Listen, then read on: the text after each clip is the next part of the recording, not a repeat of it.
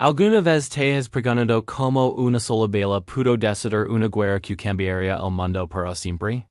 Hoy vamos a viajar en el tiempo para desentrañar la increíble y trágica historia de la Primera Guerra Mundial. Un conflicto que retribuyo mapas, derribó imperios y dejó una cicatriz imborrable en la humanidad. Todo comienza a principios del siglo XX. Europa era como un barril de pólvora. Las grandes potencias como Gran Bretaña, Francia, Alemania, el Imperio Austrohúngaro y Rusia estaban en una carrera armamentista sin precedentes. Construyen acorazados más grandes, ejércitos más numerosos, y tejían una compleja red de alianzas secretas. Por un lado, teníamos la Triple Entente, Francia, Rusia y Gran Bretaña. Por el otro, la Triple Alianza, Alemania, el Imperio Austrohúngaro y Italia. Estas alianzas eran como un pacto de si te meets con uno, te meets con todos. La tensión era palpable. El nacionalismo exacerbado y cualquier chispa podía encender la mecha.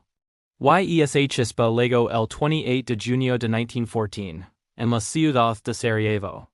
El archiduque Francisco Fernando, heredero al trono del Imperio Austrohúngaro, y su esposa Sofía estaban de visita.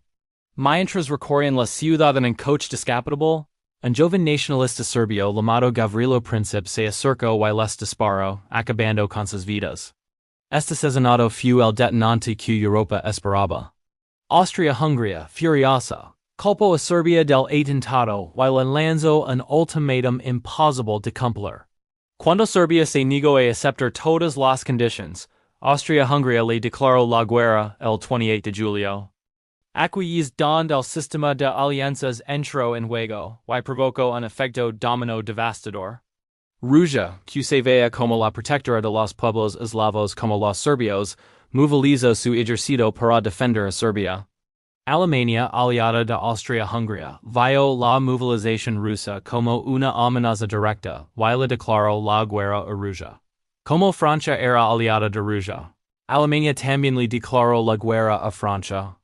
Para atacar a Francia rápidamente, Alemania puso en marcha el Plan Schlieffen, que consistía en invadirla a través de la neutral Bélgica. La invasión de Bélgica fue la gota que colmó el vaso para Gran Bretaña, que le declaró la guerra a Alemania. En cuestión de semanas, las grandes potencias de Europa estaban en guerra. Lo que muchos pensaron que sería un conflicto corto terminado por Navidad, se convirtió en una pesadilla de 4 ecos. La guerra se libró en varios frentes, pero el más icónico fue el frente occidental, que se extendía desde el Canal de la Mancha hasta la frontera suiza. Aquí, la guerra de movimientos inicial se estancó rápidamente, dando paso a la brutal guerra de trincheras. Imagina kilómetros y kilómetros de zanjas fangosas infestadas de ratas, donde los soldados vivían en condiciones infrahumanas. La vida en las trincheras era un infierno constante. El frío, la humedad, las enfermedades y el miedo perpetuo al bombardeo de artillería o un ataque enemigo. El espacio entre las trincheras enemigas, conocido como tierra de nadie, era un paisage lunar lleno de cráteres de obuses, alambre de espino y los cuerpos de los caídos. Para intentar romper este punto muerto, se introdujeron nuevas y terribles tecnologías de guerra. Los alemanes fueron los primeros en usar gas venenoso a gran escala en 1915, un arma silenciosa y mortal que causaba una muerte agónica. Los británicos respondieron con la invención del tank, un vehículo blindado diseñado para cruzar la tierra de nadie y aplastar las defensas de alambre de espino. Los aviones que al principio se usaban solo para reconocimiento, pronto se equiparon con ametralladoras, dando lugar a los primeros combates aéreos y a los legendarios aces del aire como el Baron Rojo. Los submarinos alemanes, los U-boats, aterrorizaban las rutas marítimas del Atlántico, hundiendo barcos mercantes y de pasajeros. Batallas como Verdun y el Somme se convirtieron en sinónimo de carnicería sin sentido. En la batalla del Somme en 1916, el ejército británico sufrió casi 60,000 bajas, entre muertos y heridos, solo en el primer día. Ambas batallas duraron meses, y costaron más de 1 millón de vidas cada una, sin que ninguno de los bandos lograra un avance significativo. Fueron guerras de desgaste, donde el objetivo era simplemente agotar al enemigo, sin importar el coste humano. Mientras tanto, en el frente oriental, la lucha era más móvil, pero igualmente sangrienta. Rusia, con un ejército enorme pero mal equipado, sufrió derrotas devastadoras contra Alemania.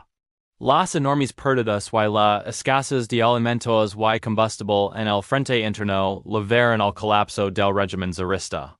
En 18, la revolución rusa estalló. Los bolcheviques liderados por Lenin tomaron el poder y firmaron la paz con Alemania a principios de 1918. La salida de Rusia de la guerra fue un gran alivio para Alemania, que ahora podía concentrar todas sus fuerzas en el frente occidental. Pero justo cuando parecía que las potencias centrales podrían tener una ventaja, un nuevo y poderoso jugador entró en escena: Estados Unidos. Durante los primeros ecos, Estados Unidos se mantuvo neutral, aunque simpatizaba con los aliados y les proporcionaba suministros. Sin embargo, dos eventos clave cambiaron su postura.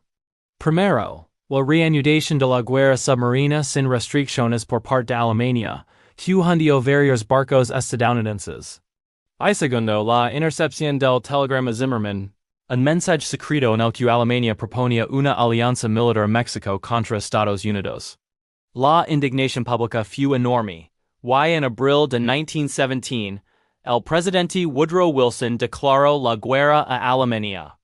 La llegada de cientos de miles de tropas estadounidenses frescas, conocidas como doughboys, inclinó definitivamente la balanza a favor de los aliados. Alemania, agotada tras 4 ecos de lucha, lanzó una última gran ofensiva en la primavera de 1918, la ofensiva de primavera. Al principio tuvo éxito, pero los aliados, reforzados por los estadounidenses, contraatacaron con fuerza. En el otoño de 1918, el frente alemán comenzó a desmoronarse. Sus aliados Bulgaria, el Imperio Otomano y Austria-Hungría fueron cayendo uno por uno. En Alemania, la población cansada de la guerra y el hambre se rebeló. El Kaiser Guillermo II abdicó y huyó del país. Finalmente, a las 11 de la mañana del 11 de noviembre de 1918, se firmó el armisticio. Después de 4 ecos, 3 meses y 14 días, el sonido de los cañones finalmente silenció en Europa. Las consecuencias de la guerra fueron catastróficas. Más de 15 millones de personas, entre soldados y civiles, perdieron la vida.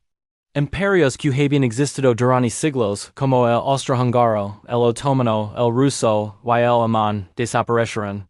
Se crearon nuevos países y se redistribuyeron las fronteras de Europa. Los líderes de las naciones vencedoras se reunieron en París para redactar los tratados de paz. El más famoso fue el Tratado de Versalles, que impuso condiciones durísimas a Alemania. Se le declaró única culpable de la guerra. Se le obligó a pagar enormes reparaciones económicas. Se desmanteló gran parte de su ejército y perdió todas sus colonias y parte de su territorio. Muchos historiadores señalan que la humiliación y el resentimiento generados por este tratado en Alemania sembraron las semillas para el ascenso de Adolf Hitler y el estallido de la Segunda Guerra Mundial, apenas 20 ecos después. La Primera Guerra Mundial no fue solo una guerra de soldados. Fue una guerra total que movilizó a sociedades enteras. Las mujeres jugaron un papel crucial, trabajando en fábricas de municiones y hospitales, manteniendo la economía en marcha mientras los hombres estaban en el frente. El conflicto también dejó profundas secuelas psicológicas en toda una generación, lo que se conoció como la generación perdida. La llamada Gran Guerra o la guerra que acabaría con todas las guerras fue un punto de inflexión en la historia moderna. Nos enseñó lecciones terribles sobre el nacionalismo extremo, las alianzas peligrosas y el poder destructivo de la tecnología moderna. Su legado sigue resonando hoy en día, recordándonos el frágil equilibrio de la paz y el altísimo coste del conflicto. Espero que este viaje a través de la historia de la Primera Guerra Mundial teje a resultado interesante y revelador. Es una historia compleja y trágica, pero es fundamental conocerla para entender el mundo en el que vivimos hoy. Gracias por acompañarme en este recorrido.